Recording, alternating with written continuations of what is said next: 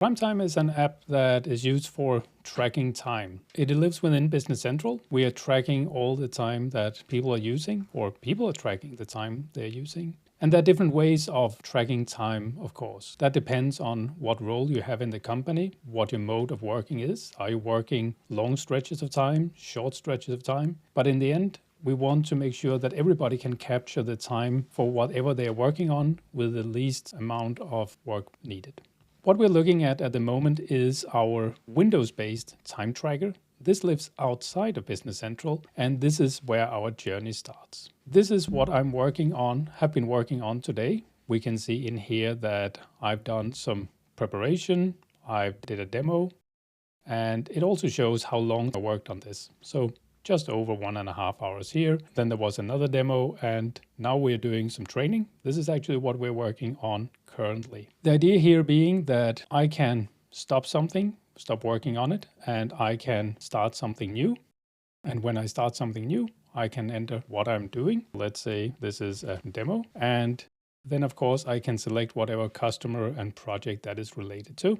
So this might be for a certain customer, a certain project, a certain task. And this is now tracked as time. I can show this in Business Central. This shows up in here in all the time that I have tracked. This is my time tracking calendar, and this is where we visualize my current week of work. We can see down here that there is a small block that is still red, and that's because that is the ongoing tracking that I have. I'm still working on this. We can also see all the things that I've done earlier in the day, and there is of course some minor gaps in between, but it is really tracking all the time that I've done in detail. Some of that time I tracked with the Windows-based time tracker, and some of that I have created based on my calendar or my Teams call. So that is the next feature. We want to make sure that there are different ways of tracking time. Sometimes starting and stopping a clock is a good way, but sometimes you also come back and realize that there is a big gap in your time tracking. I can go in here and I can show my calendar. Let's go into the view of a single day. Let's take, for instance, yesterday, where I did not track so much time.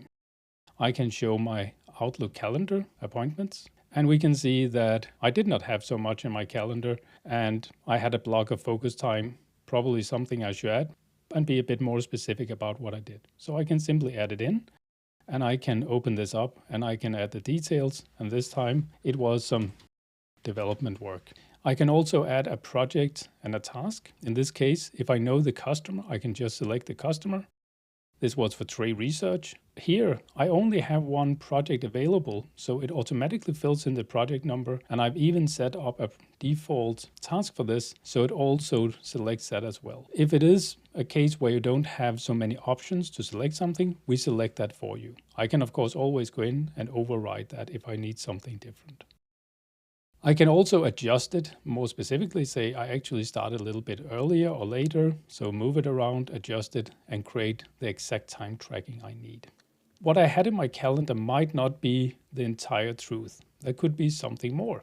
I could have had some calls on Teams. So let's open up my Teams calls, and they will show up here as a new column, and I can see that I had the calls that correspond with the calendar appointments. They don't fully track the full time because I ended this meeting short, possibly, but I had a meeting here that I should probably add in as well. And even though it was only an 8-minute meeting, that might be nice to have in here. I'll open it up. I will select my customer and project and task again.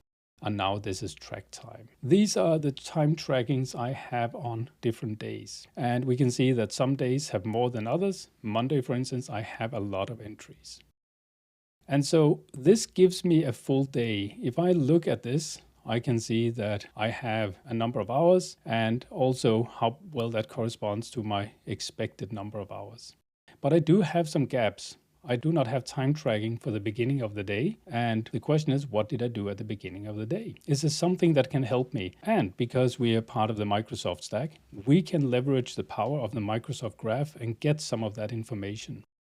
I will use a Copilot feature, Complete Timesheet. It will grab all the appointments I had, the meetings I had, the Teams calls I had, the sent emails, the received emails, and we can see here that it is suggesting me some time entries. So it's saying, well, there was something from 8 to 9 and something from 9 to 9:25. Let's keep that and see what it says. So this is its suggestion. I can hover over this to see why it suggested this. There is a long description about what I did and what emails it included and why it grouped it as such. And the same for the next thing. That was also emails being sent out by me. So this is probably what I worked on. Now I can adjust this. Maybe I know that I actually started a little bit later, so I will adjust it somewhat. But it is a good suggestion and starting point. With that calendar appointment in place, I now have the basis for my timesheet. I have enough to complete my timesheet, but there might be more to it. If I want to look at even more detail, I can open up my time tracking entries, and this shows a very detailed list of it, where I can also maybe make some more adjustments and get a different view of what I did when. Here we also see that we have the capability to have what we call an extended description. So I can have very long multi-line descriptions if you need to have a larger text describing what you did. It is practically unlimited. If I don't find this description to be perfect, I can decide to have, again, a Copilot feature to improve that description.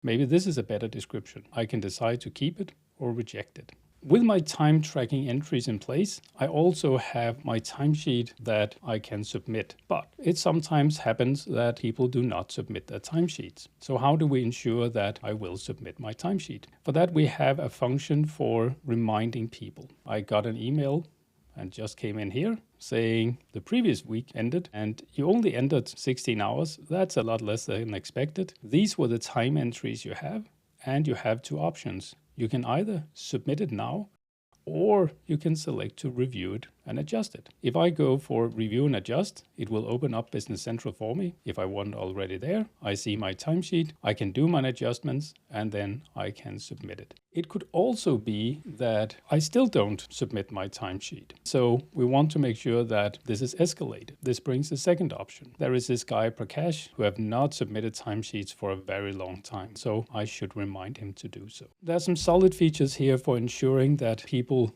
at least know about the timesheets they haven't submitted. Now, when we're looking at the timesheets to submit, we put in some time from the time tracking calendar. That could be long intervals of time and short intervals of time. If I'm looking at the time here on my actual timesheet, we can see that I might, in this case, have 1 hour and 27 minutes tracked. That converts into 1.47 hours. And then we do an additional step of rounding to say for the customer, we should invoice 1.5 hours. So we do some rounding step, and that can be done in different steps with different rules.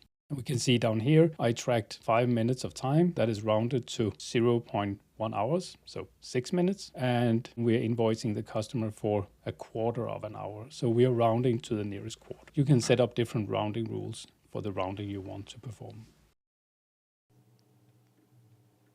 When there are timesheets submitted, somebody needs to approve it. And for that, again, we have a reminder process. I can schedule reminders for unapproved timesheets to managers. It will send out an email. In this case, there is nothing for me to approve, so it doesn't send out anything. So this is the basis of Pryme Time. We're tracking time in different ways. There are a number of additional features, but this is the basis flow.